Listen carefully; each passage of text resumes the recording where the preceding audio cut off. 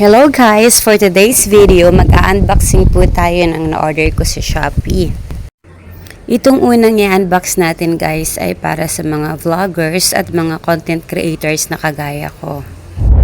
It's a phone holder na 360 na po yung rotation niya. So pwede po siya sa mga nagluluto at sa mga na gustong focus yung camera. Ayan siya guys. Actually madali naman lang siyang i-set up. Trinay ko po siya sa wall at yung rate ko po is 10 by 10 kasi napakadikit po niya talaga at napaka-durable niya po siya. Quality po at saka heavy duty po yung effect niya. Ayan, ganyan. Kahit mabigat yung phone mo, kayang-kaya niya. At trinay ko rin po siya kung gagana po siya sa plastic. Ayan. At talagang pwede. At second po is a shirt from Shopee. Yeah, for my bunso and ate, which is good also. And the third one is the duyan.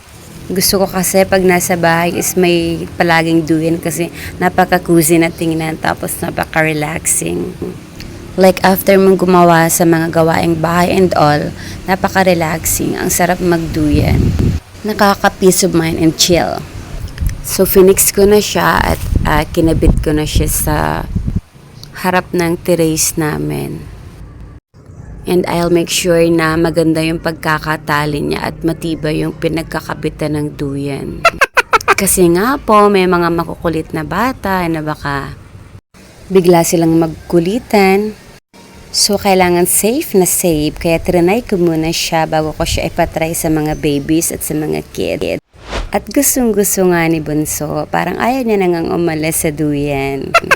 So, sa mga gusto pong mag-avail, kagaya ng mga nabili ko, ilalagay ko po yung link sa taas and you can click it and buy it. Thank you!